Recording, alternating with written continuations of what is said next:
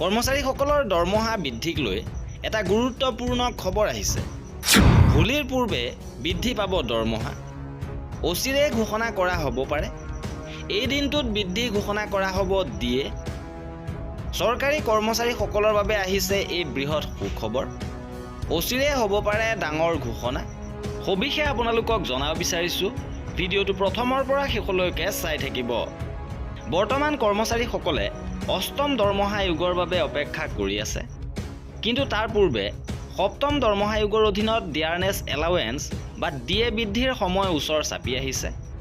প্ৰতি বছৰে জানুৱাৰী আৰু জুলাই মাহত ডিএ দিয়াৰ বৃদ্ধি পায়। এইবাৰ ডিএ 2% বৃদ্ধি হোৱাৰ আশা কৰা হৈছে। AICPI-IWৰ সূচকাংকৰ ওপৰত ভিত্তি কৰি বৰ্তমান কেন্দ্ৰীয় চৰকাৰ কৰ্মচাৰীৰ ডিএ 60%লৈকে বৃদ্ধি হ'ব। প্ৰতি বছৰে 1 জানুৱাৰী আৰু 1 জুলাইৰ পৰা ডিএ দিয়াৰ কাৰ্যকৰী কৰা হয়।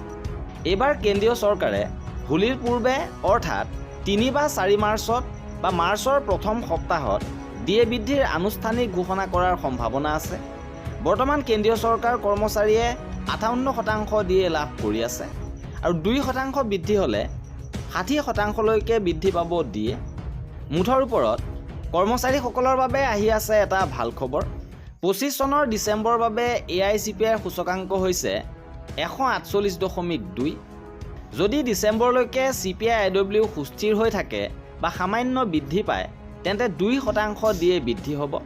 অৰ্থাৎ কৰ্মচাৰীসকলৰ বৰ্তমানৰ ডিএ 58% বৃদ্ধি হৈ 60% হ'বগৈ। আৰু এয়া আছিল আমাৰ এই ভিডিঅ'টোত। কৰ্মচাৰীসকলৰ সকলো খবৰ পাই থাকিবৰ বাবে আমাৰ চেনেলটো ছাবস্ক্ৰাইব কৰি ৰাখিব। ভিডিঅ'টো শেষলৈকে চোৱাৰ বাবে বহুত ধন্যবাদ।